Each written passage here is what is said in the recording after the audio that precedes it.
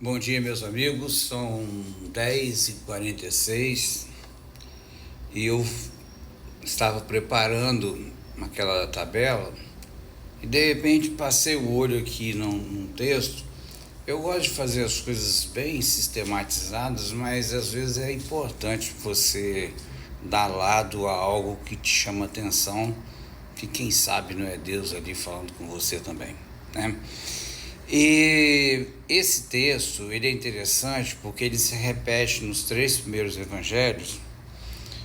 Eu já vou dizer os textos em ordem, tá? Para vocês terem ele certinho aí na legenda.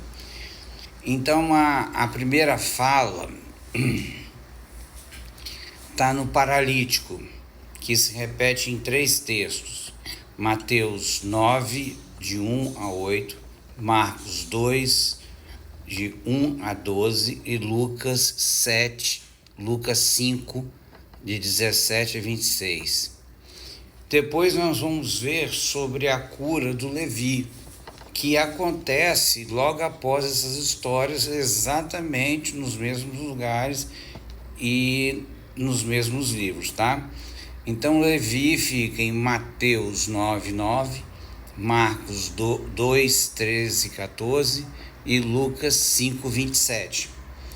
Obviamente nós não vamos ler esses textos todos, mas vocês devem se lembrar que esse paralítico, ele foi levado por alguns homens e passaram ele por cima da casa para que ele fosse curado, porque tinha muita gente ali.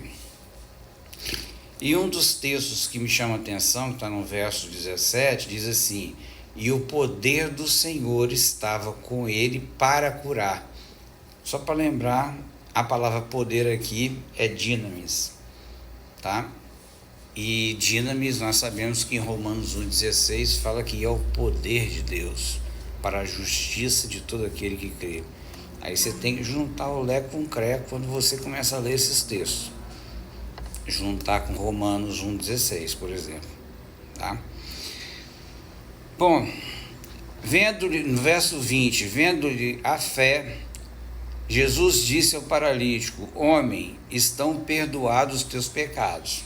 Convenhamos aqui, aquele cara entrou ali para ser perdoado dos seus pecados? Não. Aquele cara entrou ali para ser curado. Mas Jesus estava indo muito além. E eu fiquei pensando que quando a gente lê a Bíblia, isso aqui não é um livro, é um livro divino, tá? Se fôssemos falar de um livro da Terra, seria um livro mágico, vamos dizer assim. Não, mas ele é um livro divino. Toda vez que você lê isso aqui, entendeu? Essas letrinhas que estão aqui não estão aqui à toa, não. Elas estão entrando nos seus olhos e elas vão bater um papo lá com os seus neurônios, que são só 86 bilhões de neurônios. Eu acho que deve ter mais, vamos botar esse número aí, tá? Que no momento que você está lendo, você está sendo curado das suas dores, dos seus problemas. Por isso que você tem que ler a Bíblia todo dia. Porque ela, imagina a letrinha aqui, ó, e o poder do Senhor estava com ele para curar. Entrou no seu olho e distribuiu para 86 bilhões de neurônios. Se tiver doença aí, meu irmão, está indo embora. Se você crê nisso, vai acontecer, tá? Bom, mas por que Jesus falou isso? Porque ele sabia que os homens que estavam ali acreditavam que só Deus podia perdoar pecados. Aí Jesus, então, sabendo disso, faz a seguinte pergunta: qual é mais fácil dizer, estão perdoados os teus pecados, ou levanta-te e anda? E agora ele impõe a sua posição divina. Mas, para que saibais que o Filho do Homem tem poder, tem sobre a terra autoridade para perdoar pecados, disse ao paralítico: eu te ordeno, levanta-te, toma o teu leito e vai para a tua casa. Olha que coisa linda, né? Todo mundo ali naquela situação estavam pensando coisas distintas. Mas todas as coisas distintas que eles estavam pensando aconteceu, mas da forma como Jesus queria, né? O homem não queria ser perdoado de pecado, coisa nenhuma, ele queria ser curado e ir embora. Porque o ser humano, ele não acha que tem pecado. Ele vai até falar para você, não, eu sou um pecador, todos erram. Mas ele interiormente ele não acha. Ele não entende que pecado é um estado. Entendeu? Ele não entende que pecado é estar ligado à morte.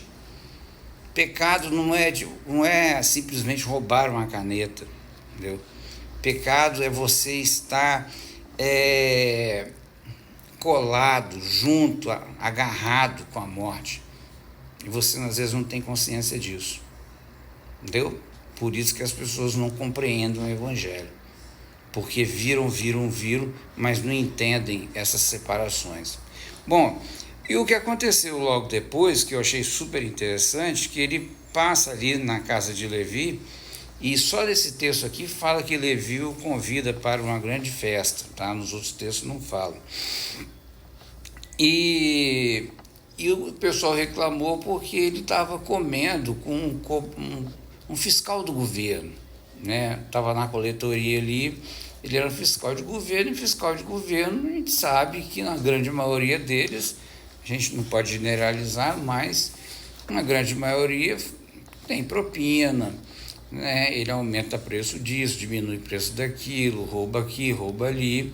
Você pode ver que normalmente fiscais do governo, eles são ricos, tá? E pelo que eles ganham, não era para ter a riqueza que tem. É fácil de ver, tá bom? Jesus, então, vendo que eles estavam reclamando pelo fato de ele estar comendo com um grande pecador, né, que servia a Roma, que roubava os judeus, eles estavam certos até, tá? Jesus diz o seguinte: os sãos não precisam de médico, e sim os doentes. Não vim chamar justos, e sim pecadores ao arrependimento. Aí eu pergunto para você, que justo que tem aqui? Ninguém aqui é justo. Mas eles se consideravam justos, Jesus deu a eles o que eles achavam, né? Eles não eram justos, mas achavam que eram, entendeu? E muita gente se fala assim, você é justo, ele vai falar, não, sou um pecador. Mas ele, no interior dele, ele fala, eu sou melhor que você. Esse aqui é o grande problema, irmãos. Essa inversão de valores. Repare, houve uma inversão de valores lá atrás, com aquele paralítico de Cafarnaum. Houve uma inversão de valores aqui na frente, com Levi, que é Mateus, um coletor de impostos. Mas não deixe haver essa inversão de valores na sua vida. Ok? Que Deus abençoe você neste dia, para a glória do nome de Jesus. Amém.